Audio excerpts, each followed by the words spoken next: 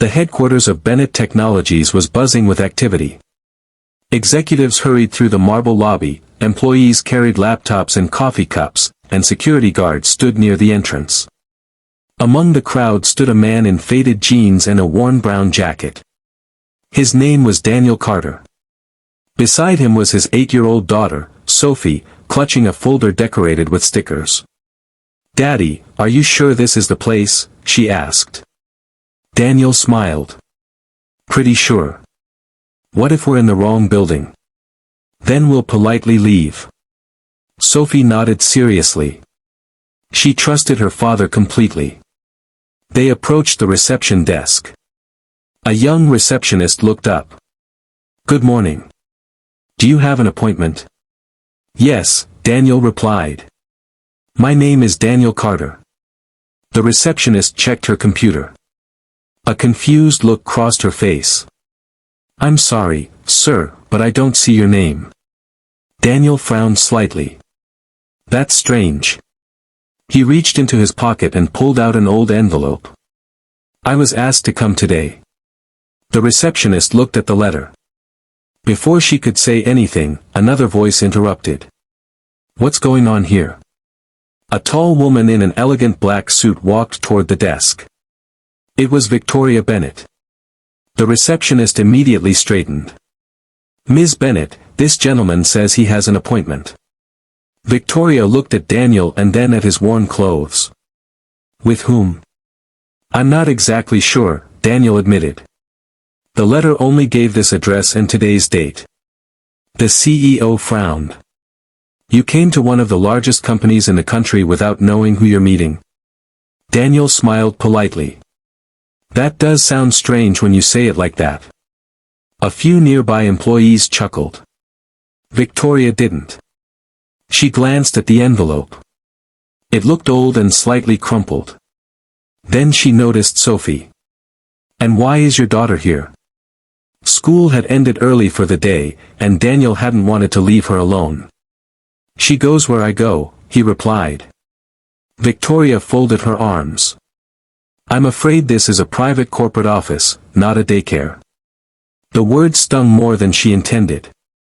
Sophie lowered her eyes. Daniel gently placed a hand on her shoulder. "It's okay, sweetheart." Then he looked back at the CEO. "I understand. We'll wait outside if necessary." But something about the situation bothered Victoria. People tried to enter the building all the time, job seekers, salespeople, even scammers. A man showing up with an old letter and a child seemed suspicious. "What exactly is in that envelope?" she asked. Daniel handed it to her. She opened it. Inside was a single card. It contained only a date, a time, and the words, "Come to Bennett Technologies. It's time." No signature. No explanation. Victoria looked up. "Who sent this?" "I don't know." "You don't know?" He shook his head. "It arrived last week." The CEO's expression hardened. "This is highly inappropriate." A few employees had stopped walking and were now watching. "Sir, I think you need to leave." Daniel remained calm. "If that's what you want." Then Sophie quietly asked. "Daddy, are we in trouble?" "No, sweetheart." Victoria sighed. "Security." Two guards immediately approached. The lobby grew quiet. "I'm sorry," she said, "but I can't allow unidentified visitors to wander around my building." Daniel nodded. "I understand." One of the guards stepped forward. Then Sophie looked at the CEO and asked softly, "Did my daddy do something bad?" The question made several employees uncomfortable. Victoria hesitated for a moment. "No, but rules are rules." Then she made a decision. "Call the police." The entire lobby froze. The receptionist blinked. "The police?" "Yes." She looked at Daniel. "If this letter is part of a scam, I'd prefer to handle it properly." Sophie tightened her grip on her father's hand. Daniel looked disappointed but not angry. That won't be necessary. I'm afraid it is. Silence filled the lobby. A few minutes later, 2 police officers entered. They approached Daniel. Sir, we're told you're refusing to leave. Daniel smiled politely. Actually, I was just about to. One of the officers looked at the letter. Then he looked at Daniel. Then back at the letter.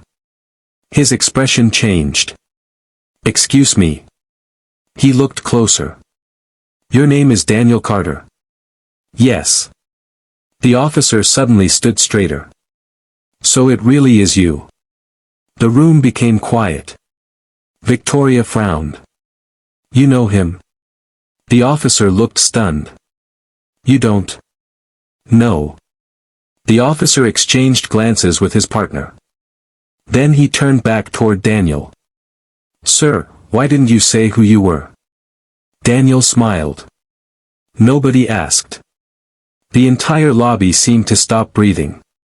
Victoria folded her arms. Who exactly is he? The older officer looked at her as though she had asked why the sky was blue. Then he said the words that silenced the room. Ma'am, this man founded Bennett Technologies. The lobby became completely silent. No one moved. No one even seemed to breathe. Victoria stared at the police officer. I'm sorry, what did you just say? The officer looked equally confused. I said this man founded Bennett Technologies. The receptionist's mouth fell open. One of the security guards nearly dropped his radio. Victoria slowly turned toward Daniel. He looked almost embarrassed. This is some kind of joke, she said. Daniel smiled politely. No, it isn't. She shook her head. That's impossible. Bennett Technologies was founded 30 years ago by my father and his business partner. Daniel nodded. That's true. The CEO frowned. Then. I was the business partner. Silence. Every employee in the lobby stared at him. Victoria blinked several times. You. Daniel nodded. I was 25 years old. She looked completely stunned. My father never mentioned you. A small smile crossed Daniel's face. I'm not surprised. The elevator doors suddenly opened. A voice echoed through the lobby. Because I never stopped feeling guilty. Everyone turned. An older man stepped out. It was Richard Bennett. The moment he saw Daniel, he froze. For a second, neither man moved. Then Richard slowly smiled. You actually came. Daniel laughed softly.